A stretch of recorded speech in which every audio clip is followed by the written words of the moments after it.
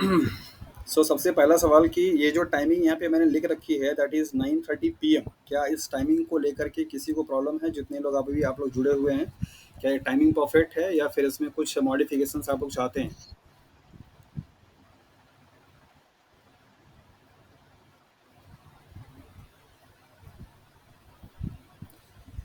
मेरी आवाज़ सुनाई दे रही है आप लोगों को?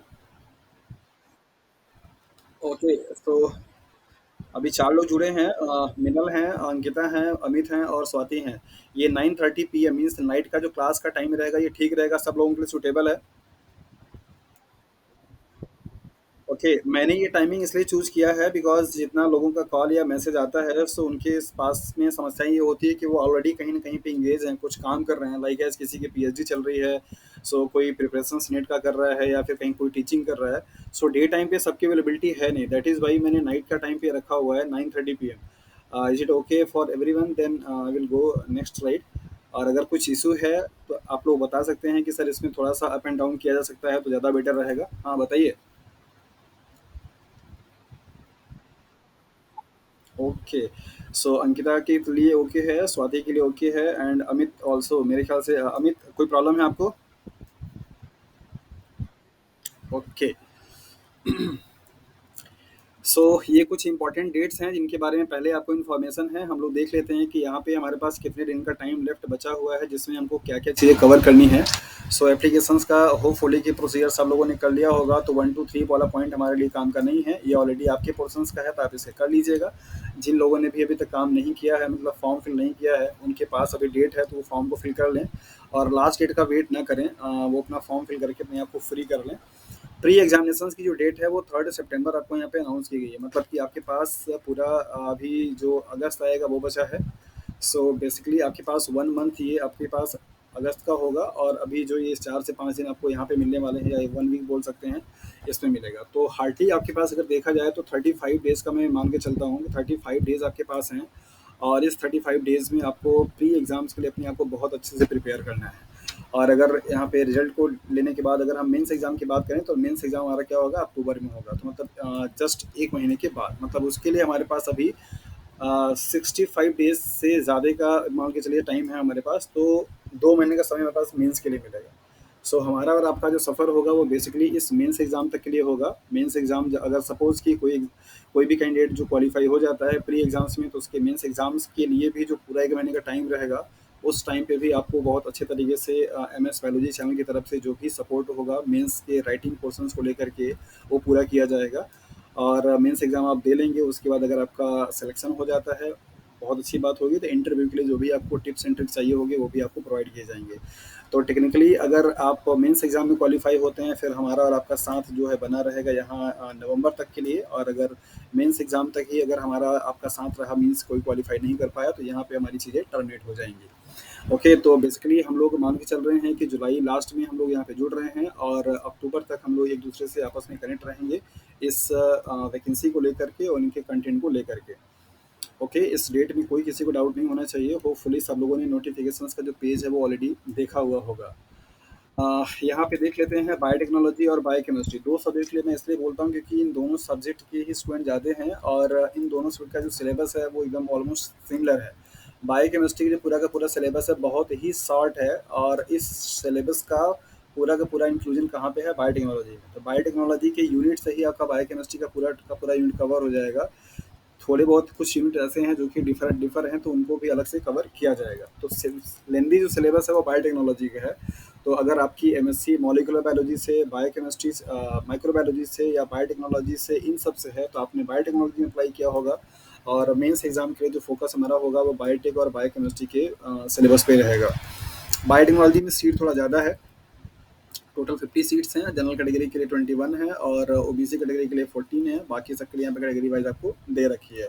बायोकेमिस्ट्री में नंबर ऑफ सीट्स कम है, बट यहाँ पे चूंकि सिर्फ और सिर्फ बायोकेमिस्ट्री ही एलिजिबिलिटी में दे रखा है, या फिर केमिस्ट्री वाले अप्लाई कर सकते हैं, दैट इज़ वाई यहाँ पे भीड़ थोड़ी कम होगी, तो सीट भी उसी के रेशियो में है।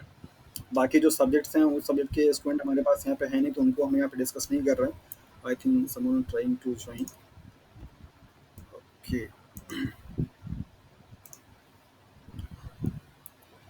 सो ये 2 सब्जेक्ट होंगे, इन दोनों सब्जेक्ट का जो रिक्रूटमेंट का डिटेल है ये मैंने आपको यहाँ पे बता दिया।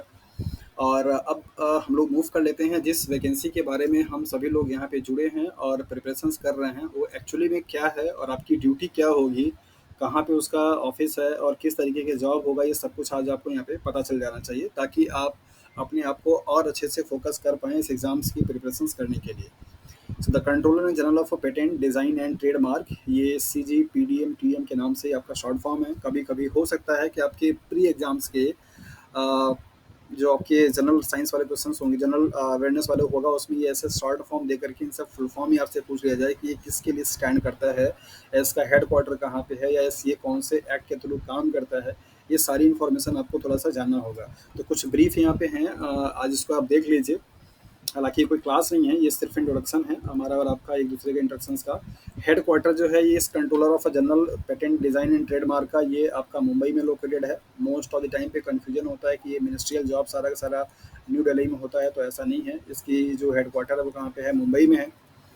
और Rajiv Gandhi National Institute of Intellectual Property Management, RGM and patent information system, PIS, ये नागपुर में है, जो कि इसके सुपरविजन में क्या करते हैं, काम करते हैं। मतलब कि जो हेड ऑफिस है, हेड क्वार्टर है, इनके ये कंट्रोलिंग एडमिनिस्ट्रेटिव ऑफिस हैं, जो कि नागपुर में सिचुएटेड है, और ये दोनों विंग्स हैं इस हेड क्वार्टर के। इनके थ्रू ये चीज़ें ऑपरेट की जाती हैं।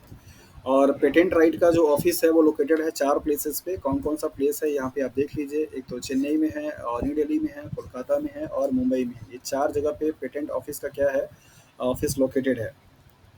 इसके साथ साथ में ट्रेड मार्क रजिस्ट्री का जो ऑफिस है वो 5 जगह पे है। और कौन कौन से प्लेस हैं, चेन्नई है, न्यू दिल्ली है, कोलकाता है, मुंबई है, अहमदाबाद है।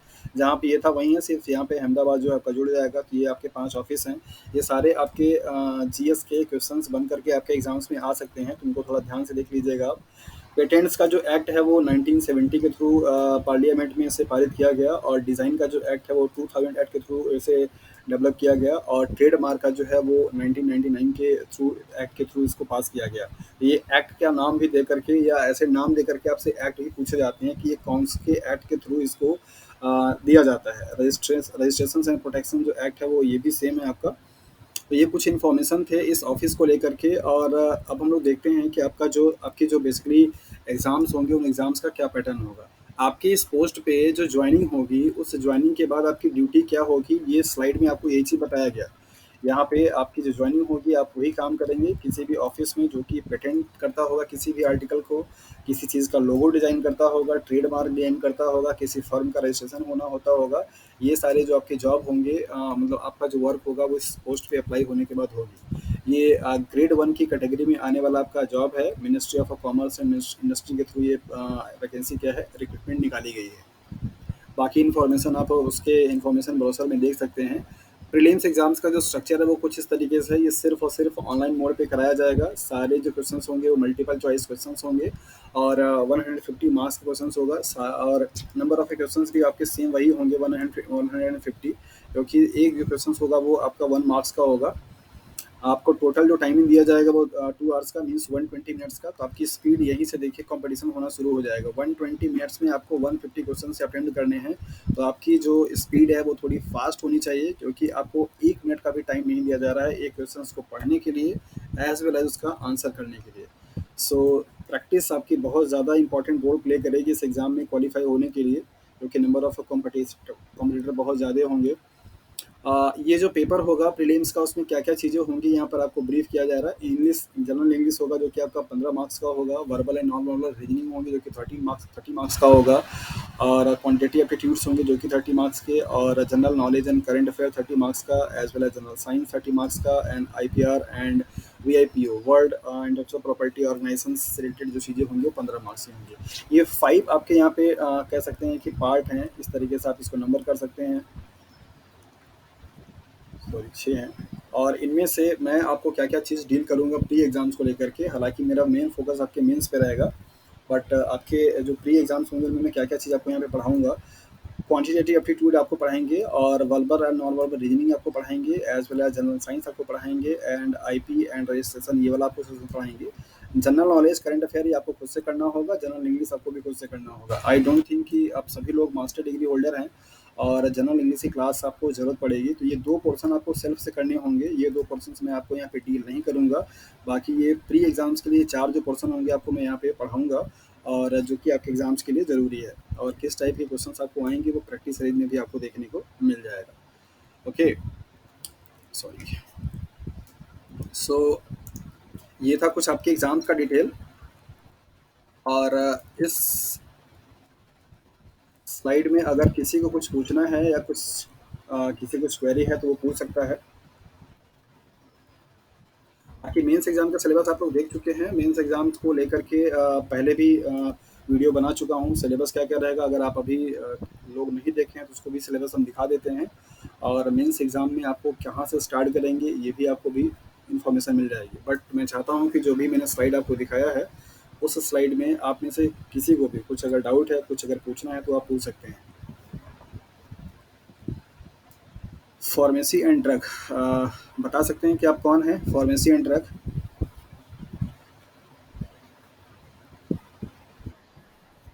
अच्छा, ओके। नाम चेंज हो गया, मुझे लगा कि इस नाम से कौन आ गया। कैसे हो सोविक? एकदम बढ़िया, फर्स्ट क्लास। चल रही है आपकी जॉब अभी?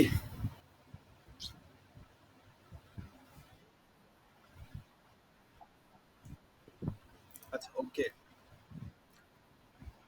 तो फॉर्म फॉर्म फिल कर दिया आपने इसका?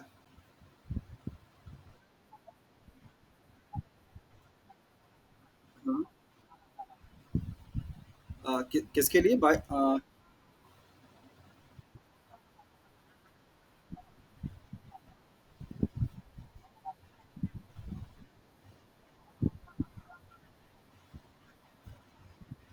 अच्छा, ओके। सो आप प्रिपेयर कर रहे हैं फिर केमिस्ट्री के सिलेबस का?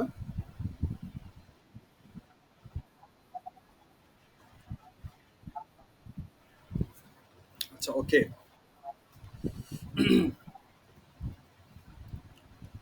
ठीक है, मतलब कि फॉर्म फिल किया है आपने और आप केमिस्ट्री से अप्लाई करने वाले हैं, राइट? चलिए, ओके। एक बार हम लोग सिलेबस को भी देख लेते हैं जो आपके बायोटेक्नोलॉजी का सिलेबस है। मेरे ख्याल से जितने लोग यहाँ पे जुड़े हैं, सोविक को छोड़ करके, लाइक एज अ मिलन हैं और अंकिता हैं, अमित हैं, स्वाति हैं, आप सब लोगों ने बायोटेक से अप्लाई किया है या बायोकेमिस्ट्री से? ओके, अंकिता आपने? ओके, मिलन? ओके, स्वाति आपने? ओके, तो सब लोग बायोटेक के हैं, तो सब लोगों ने क्या सिलेबस देखा है बायोटेक्नोलॉजी का? ओके। तो सिलेबस देख करके काफ़ी आपको जाना पहचाना सा लगा होगा। आई मीन टू से कि पहले भी आप लोगों ने इस सिलेबस का गो थ्रू हो चुके हैं, जैसे लाइक एज अभी आप जस्ट रिसेंटली केवीएस का तो था ही, एज वेल एज अभी आप सीएसआईआर का एग्ज़ाम देके फ्री हुए हैं। और जिस किसी ने भी लाइफ साइंस का सीएसआईआर का एग्ज़ाम का तैयारी किया होगा, प्रिपरेशन किया होगा, तो ये सारे सिलेबस वो एक बार देख चुका है। और इससे पहले आपने केवीएस का भी प्रिपरेशन किया था, तो वहाँ पे भी आपको यही सिलेबस था। बट फ़र्क यहाँ पे ये है कि अब तक आपने जो भी एग्ज़ाम्स की प्रिपरेशंस की वो सब आपके एमसीक्यूज़ बेस्ड थे। सो वहाँ पे आपके पढ़ने का अप्रोच और आपका टेम्परामेंट अलग होता था। आपको कोई एक पैराग्राफ पढ़ना होता था और उसमें से जो की पॉइंट्स होते थे आपको उनको जानना होता था कि हाँ, एक्चुअली में इसका मीन क्या है या कहाँ से प्रॉब्लम आपको बन सकते हैं। But right now the scenario has been changed. अब आपको आपके पास वोकाबुलरी बहुत अच्छी होनी चाहिए और आपके पास राइटिंग स्किल होना चाहिए। अगर 20 मार्क्स का क्वेश्चन आपको दे दिया गया कि what do you understand by the plasmid and their role and their functions in the biotechnology field, so you have to write as such as to cover the 20 marks weightage. तो अब आपके पास जो study करने का जो approach है वो totally आपका चेंज होना चाहिए। अब तक आप सिर्फ और सिर्फ क्या करते थे, फिल्टर चीज़ों को लेते थे। अभी आपको कॉन्सेप्ट के साथ साथ में आपके वर्ड पावर भी अच्छी होनी चाहिए ताकि आप अच्छे से लिख पाएँ। प्री एग्ज़ाम्स तो डेफ़िनेटली नो डाउट बायोटेक्नोलॉजी या बायोलॉजी बैकग्राउंड के किसी भी स्ट्रीम के बच्चे के लिए चैलेंजिंग है ये, क्योंकि उनका टेम्परामेंट हमेशा से ऐसे रीजनिंग और इन सब चीज़ों से थोड़ा-सा दूर रहता है। बट इसका कहीं से मतलब नहीं है कि अगर आप तैयारी करेंगे तो आप कर नहीं पाएँगे, और ऐसा नहीं कि वो बहुत हार्ड एंड बहुत ही टफ़ चीज़ है कि आपसे होगा नहीं।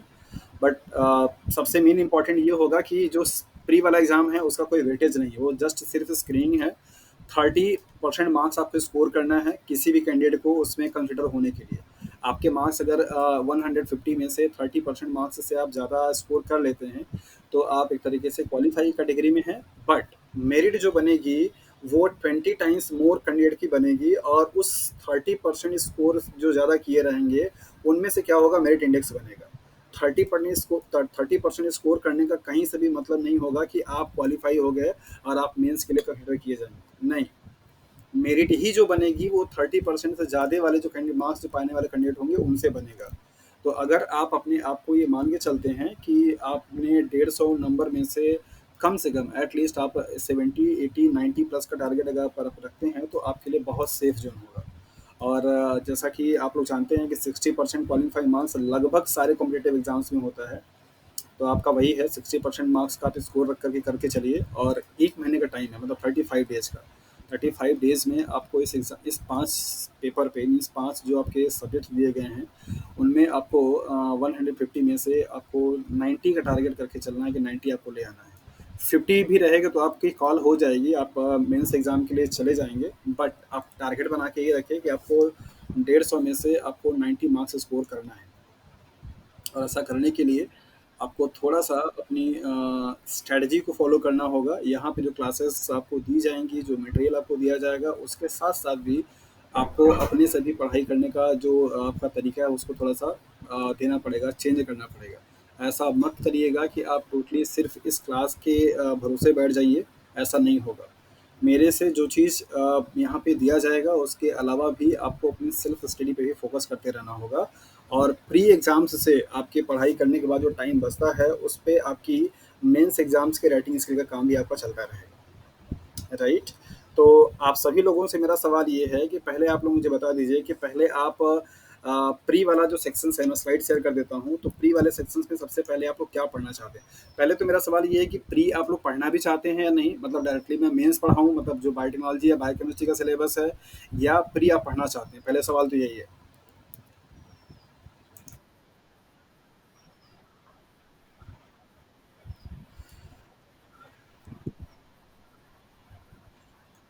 ओके, अमित का कहना है कि जनरल साइंस की ज़रूरत नहीं है, वो केमिस्ट्री, फिजिक्स और बायोलॉजी वो कर लेंगे, कोई दिक्कत नहीं है, रीजनिंग और एप्टीट्यूड पढ़ा दिया जाए। अंकिता, आपका क्या ओपिनियन है?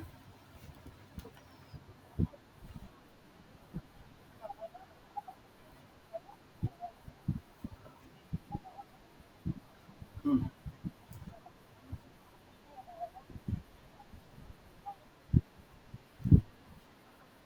हम्म,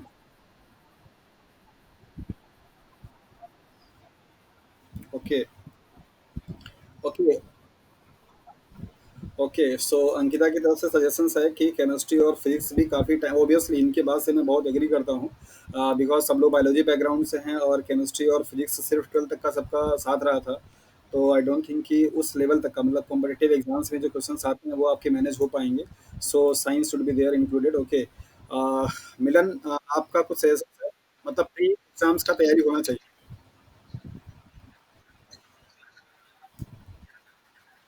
नहीं, आईपीआर तो डेफिनेटली, वो तो बगैर पढ़ाई काम चलेगा नहीं, वो तो मैंने मार्क भी किया है। यहाँ पे आप देख सकते हैं, मैंने यहाँ पे हाईलाइट भी किया कि मैं कौन कौन सा पोर्शन आपको डील करूंगा। फिर से कर दे रहा हूँ, यहाँ पे मैंने जो नहीं करने की बात की थी वो जनरल इंग्लिश था, इसको मैं नहीं कराऊंगा। और इसके बाद करंट अफेयर का जो क्वेश्चन होगा वो आप खुद से करेंगे। बाकी 4 चीज़ों के लिए मैं खुद से ही बोल रहा हूँ। रीजनिंग का पोर्शन कराएंगे, एप्टीट्यूड का कराएंगे, फिर जनरल साइंस में आपको केमिस्ट्री और फिजिक्स कराएंगे। बायोलॉजी मैंने अभी इसलिए छोड़ रखा कि बायोलॉजी बैकग्राउंड से हैं आप लोग, अगर लगेगा तो कराएंगे, अदरवाइज केमिस्ट्री और फिजिक्स दोनों कराएंगे। और बाकी ये वाला पोर्शन कराएंगे। तो ये आपके 4 जो सेक्शंस होंगे वो मैं आपको डील करूंगा, और एज वेल एज आपकी मेंस के एग्जाम की तैयारी रहेगी। ओके, तो मेरे ख्याल से सोविक सोविक आपका भी कुछ सजेशन है, आप दे सकते हैं।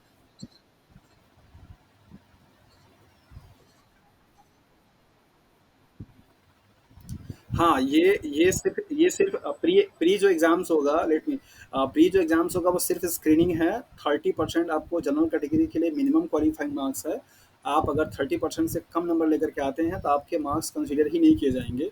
30% आप लेकर के आते हैं, देन आपके बारे में विचार किया जाएगा कि आप मेरिट इंडेक्स में हैं अभी या नहीं है। 20% वैकेंसी का आपसे मेरिट लिस्ट में इंक्लूड किए जाएंगे, मतलब 150 वैकेंसी है तो आप समझ लीजिए उसका 20 मल्टीप्लाई कर लीजिए। उतने नंबर ऑफ कैंडिडेट क्वालिफाई किए जाएंगे मेंस एग्जाम के लिए, राइट?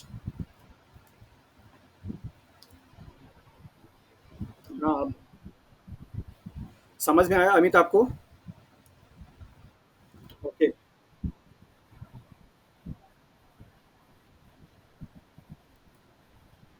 तो उसमें आपको दुखी होने वाली कौन सी बात है? ज़्यादा अगर आप लेकर आएँगे तभी तो आप मेंस के लिए दावेदार रहेंगे। और जो आप प्री में एग्ज़ाम में तैयारी करेंगे, मेंस का जो पहला वाला पेपर होगा, मेंस में 2 पेपर हैं। एक आपका एमसीक्यूज़ होगा, दूसरा आपका रिटन एग्ज़ाम होगा। पहला पेपर फिर से सेम इसी पैटर्न पे है। तो आप जो प्री एग्ज़ाम में तैयारी करेंगे, आप ऐसे मान के चलिए कि मेंस के फर्स्ट पेपर की तैयारी आप कर रहे हैं, ये भी आप ध्यान दीजिए। और मेंस के दोनों पेपर का मार्क्स आपका वेटेज है फिर फाइनल मेरिट लिस्ट में। 80% का वेटेज रहेगा टोटल।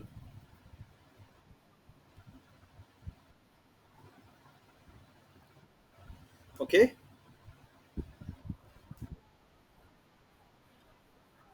हाँ, हाँ, बताइए।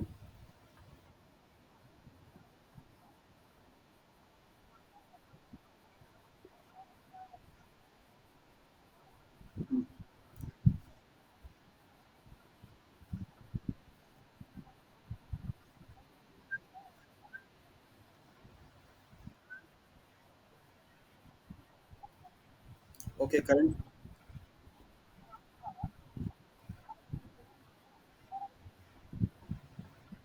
हुँ, हुँ।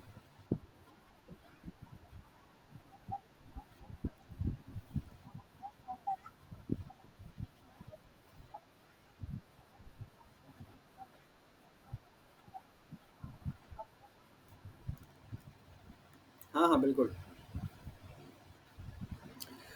अंकिता का कहना ये है कि जनरल साइंस के साथ-साथ में जो करंट अफ़ेयर्स हैं, उनको भी इंक्लूड किया जाना चाहिए। उनके बारे में भी यहाँ पे डिस्कस किया जाना चाहिए।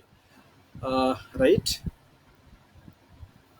ठीक है अंकिता, मैंने आपकी बात को सुन लिया है और इसके लिए भी प्लान करेंगे और जो जितना हो सकेगा करंट अफ़ेयर पे भी हम लोग डिस्कस करेंगे। जब जैसे सपोज़ अगर फॉर एग्ज़ाम्पल मैं आपको जनरल साइंस पढ़ा रहा हूँ, फिज़िक्स पढ़ा रहा हूँ, तो फिज़िक्स में जो आपके टेक्नोलॉजी वाले करंट अफ़ेयर्स होते हैं, उनको भी थोड़ा-सा डील किया जाएगा, तो वो ज़्यादा बेटर रहेगा। बट फिर भी मैं आपसे ये बोलूँगा और सभी लोगों के लिए, आपको कॉम्पिटिशन एग्ज़ाम में पार्टिसिपेट आप कर रहे हैं, तो करंट अफ़ेयर पे थोड़ी अपनी भी पकड़ आप बना के रखिए और खुद को भी आप देखिए। और दूसरी चीज़ ये भी है अंकिता कि जो लोग यूपीएससी के एग्ज़ाम दे रहे होंगे, जैसे फॉर एग्ज़ाम्पल मैं ये तो नहीं कहूँगा कि बायोटेक्नोलॉजी या बायोकेमिस्ट्री से एमएससी करने वाले स्टूडेंट यूपीएससी एग्ज़ाम की तैयारी नहीं करते हैं, मैं ऐसा तो नहीं कहूँगा। अ, और बहुत सारे लोग हैं जो कि बायोटेक्नोलॉजी और बायोकेमिस्ट्री करने के बाद यूपीएससी की तैयारी आप कर रहे हैं वो लोग अच्छे तरीके से। डेफ़िनेटली वो लोग भी मिनिस्ट्रियल जॉब है, कोई छोड़ना नहीं चाहेगा और वैसे भी बायोटेक्नोलॉजी वालों के लिए इतने नंबर, इतनी ज़्यादा सीट में कोई गवर्नमेंट जॉब की पोस्ट आती नहीं है। तो ये पोस्ट आई हुई है तो सबको खबर है और सब लोग अपने-अपने हिसाब से लगे हुए हैं। सो डेफ़िनेटली कॉम्पिटिशन्स बहुत ज़्यादा हार्ड होने वाला है। मतलब आप अंदाज़ा नहीं लगा सकते हैं कि इस 50 सीट के लिए कितने ज़्यादा नंबर ऑफ कैंडिडेट आने वाले हैं बायोटेक्नोलॉजी के। मुझे नहीं लगता कि शायद मीन्स बायोटेक्नोलॉजी का वो वाला पोर्शन जो कि इंडस्ट्री में कहीं जॉब करने चला गया like as a pharmaceutical company में या फिर किसी और चीज़ में जॉब कर रहा है, सिर्फ वो वाले जो पोर्शंस होंगे वो इस एग्ज़ाम में नहीं आएंगे। अदरवाइज जो लोग अभी किसी भी एग्ज़ाम की तैयारी कर रहे हैं या कहीं पे वो टीचिंग कर रहे हैं या वो पीएचडी कर रहे हैं, ये तीन जॉनर के जो कैंडिडेट्स होंगे बायोटेक्नोलॉजी वाले वो पूरे के पूरे आएंगे बिकॉज यहाँ पे ऐसी कोई स्पेसिफिक क्वालिफिकेशंस की डिमांड नहीं की गई है, सिर्फ जस्ट एमएससी मांगा गया है। तो जो लोग भी एमएससी करके कोई तैयारी कर रहे होंगे लाइक एज नेट की तैयारी कर रहे होंगे, लाइक एज टीटी पीटी कर रहे होंगे या फिर वो कहीं पीएचडी कर रहे होंगे या फिर कहीं वो टीचिंग खुद से भी कर रहे होंगे, ये सब आपके साथ में आने वाले हैं और आपका कॉम्पिटिशन इनसे ही होगा। और उसमें वो भी आ जाएँगे जो लोग ऑलरेडी कहीं यूपीएससी या पीएससी की तैयारी कर रहे होंगे, वो लोग भी आपके साथ में रहेंगे। तो ये 4-5 जोनल के कैंडिडेट आपसे आपके साथ में मिलने वाले हैं। तो कॉम्पिटिशन तो तगड़ा रहेगा, इसमें कोई डाउट ही नहीं है और अपने आप को आप ऐसे नॉर्मल नहीं समझ सकते हैं। आपको बहुत ज़्यादा you have to very conscious and very serious about that और बहुत फ़ोकस्ड होकर के आपको चीज़ों को करना होगा, इतना आसान है नहीं। मेरी कोशिश ये रहेगी कि आपकी जो जर्नी है उसमें आपको मैं चीज़ें फैसिलिटेट करा सकूँ एज़ सच एज़ पॉसिबल होगा और आपके इस प्रिपरेशंस में काफ़ी हेल्प मिल सके। बट आपको अपने हिसाब से और अपने पोटेंसी के अकॉर्डिंग काम करना रहेगा, ये आपके लिए डे 1 से क्लियर होना चाहिए। आप इस चीज़ के लिए पूरी तरीके से किसी भी इंस्टीट्यूट्स पे, किसी भी उस पे डिपेंड नहीं हो सकते हैं। गवर्नमेंट जॉब आपको लेनी है और आपको अपने आप को प्रूव करना है कि राइट नाउ कि आपके पास भी कुछ पोटेंसी है। तो आपको थोड़ा-सा अपना जो टाइम ड्यूरेशंस होगा वो स्टडी आवर्स के लिए वो बढ़ाना पड़ेगा और बहुत ही प्रिसाइज़ और बहुत ही एक तरीके से राइट डायरेक्शंस में करनी होगी क्योंकि आपके पास टाइम उतना ज़्यादा नहीं है। फाइनली आपके पास 35 से 40 डेज़ मैक्सिमम 40 डेज़ का टाइम आपके पास बचा हुआ है। तो उस 40 डेज़ में आपको पूरा ये 5 से 6 पोर्शंस कंप्लीट करने हैं प्री एग्ज़ाम्स के लिए, देन आफ्टर आपके पास 1 मंथ का टाइम मिलेगा मेंस एग्ज़ाम्स के लिए। तो आपको थोड़ा-सा इसके लिए सीरियस होना पड़ेगा और चीज़ों को अपने हिसाब से भी तैयारी करती रहनी पड़ेगी। ठीक है अंकिता, आपके सजेशंस को मैंने सुन लिया और सर फ़ी क्या रहने वाली है फार्मेसी?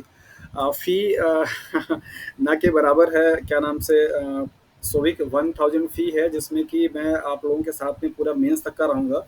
जब तक आप लोग मेंस लिखेंगे तब तक रहेंगे और मेंस में अगर आप क्वालीफाई हो जाते हैं तो जो इंटरव्यू चलेगा वहाँ भी आप लोगों को सपोर्ट मिलेगा। फ़ी ऐसा कुछ नहीं है जो कि बहुत ज़्यादा परेशान करेगा आपको।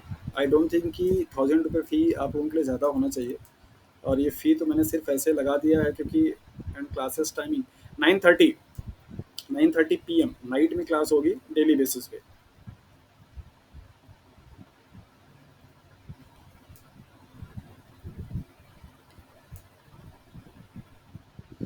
ओके सोविक, बाकी अगर कुछ आपको प्रॉब्लम होगी तो आप मैसेज कीजिएगा हमें पर्सनली, फिर आपसे हम बात करेंगे, ठीक है? ओके। डेफिनेटली। ओके सो और किसी कुछ पूछना है या फिर आज की क्लास को यहीं पे बाइंड अप किया जाए, फिर हम लोग कल मिलते हैं कल की क्लास में।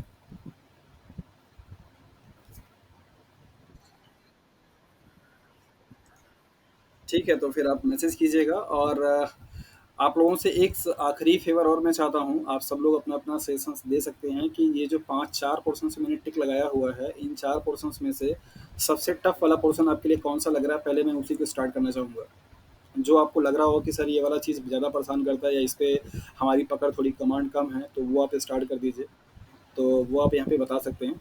जैसे लाइक एज आपका पहला है verbal and non verbal reasoning, दूसरा है Q A means quantitative aptitude, और तीसरा है जनरल साइंस जिसमें केमिस्ट्री और फिजिक्स डील करेंगे, और तीसरा आपका आई पी आर है। तो ये 4 पोर्सन में से कौन सा पोर्सन ऐसा है जिससे आप लोग पढ़ना चाह रहे हैं या आप लोगों को थोड़ा ज़्यादा परेशानी है इसमें?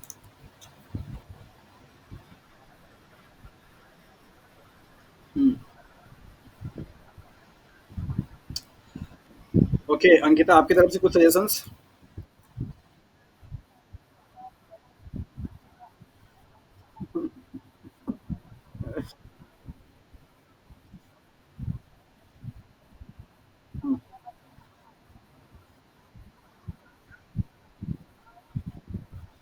या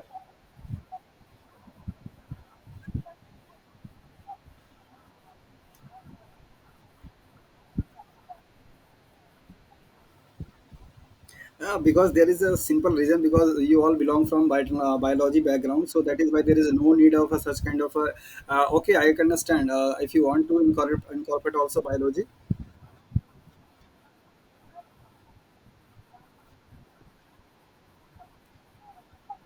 Hmm.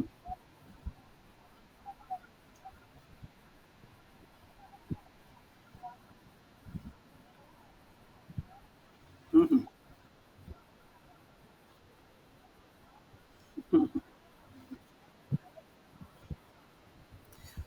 ओके। ओके, तो मतलब आप आपके तरफ से ये है कि जनरल साइंस का जो तीनों पोर्शन है, केमिस्ट्री फिजिक्स एंड बायोलॉजी, वो तीनों ही डील किया जाना चाहिए। Okay, no problem. बायोलॉजी का मतलब मैं तो सिर्फ इसलिए बोल रहा था कि सोवी कैसे हो? Looking very smart. सोवी आपकी तरफ से भी कुछ सजेशंस है? अंकिता का कहना ये है कि जनरल साइंस में सर केमिस्ट्री फिजिक्स के अलावा बायोलॉजी भी इंकॉर्पोरेट होनी चाहिए।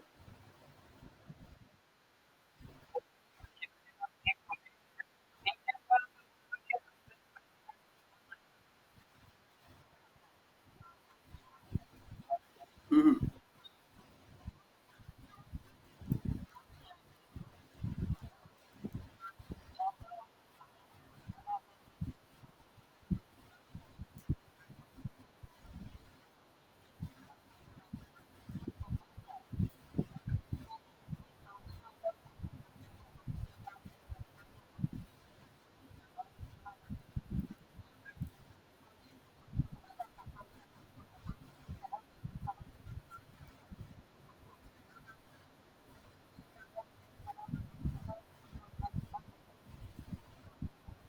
हुँ,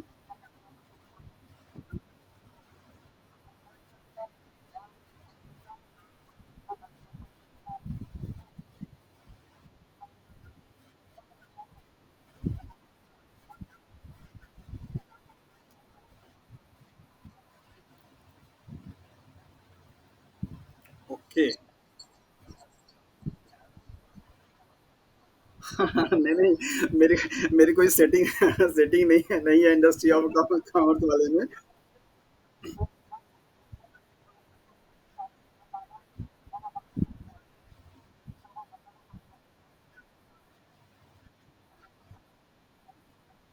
हाँ, ये चीज़ तो है कि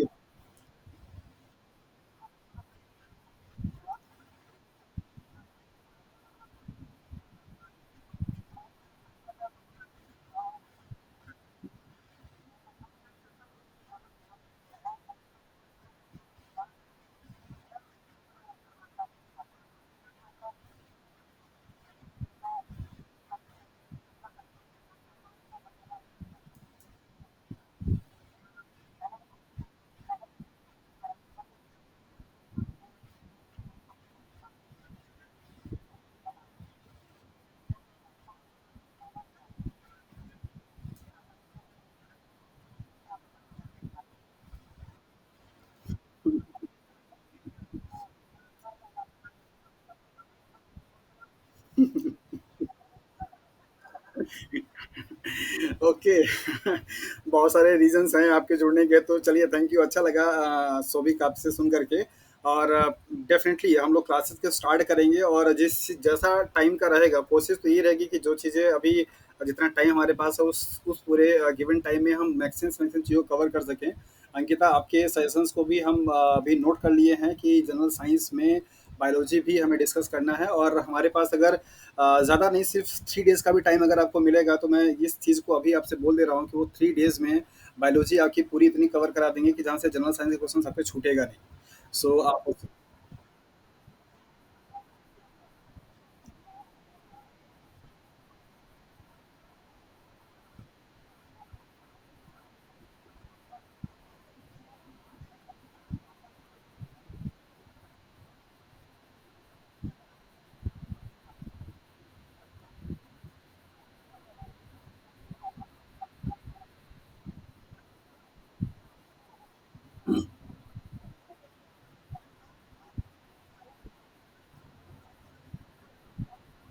हुँ, बिल्कुल, बिल्कुल, आई एग्री। आपकी बात से सहमत हैं कि बायोलॉजी चूँकि सबका बैकग्राउंड है, तो उसमें पढ़ने में भी इंटरेस्ट आएगा, और वो उसके जो क्वेश्चन्स होंगे आपको करने में कॉन्फिडेंस रहेगा, वही आपको स्कोर भी दिला के ही जाएगा। ओके, सो आई थिंक आज के लिए काफ़ी डिस्कशन है, सो कल से हम लोग क्लास को स्टार्ट करते हैं।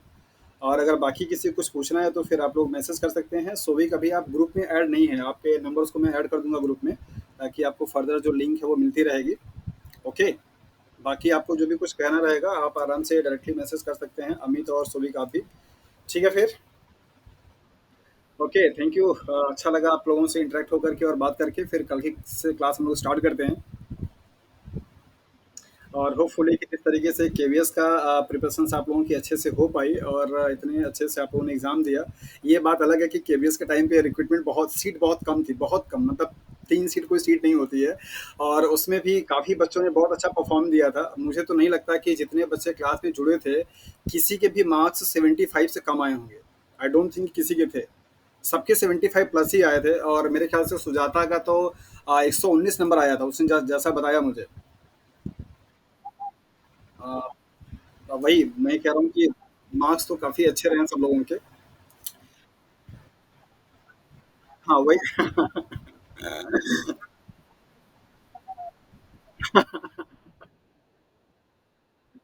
वही वही चीज़ की वही कोई नहीं, बट ये चीज़ है कि नेक्स्ट टाइम से अगर केवीएस जब भी बायोटेक की वैकेंसी निकालेगा, तो डेफिनेटली जो बच्चे जुड़े थे उनमें से कोई ना कोई सिलेक्शन लेके जाएगा, ये तो क्लियर है। चलिए ठीक है, फिर मिलते हैं कल की क्लास में। तब तक के लिए आप लोग अपना ख्याल रखिए, अच्छे से रहिए और इंजॉय करते रहिए। Bye bye.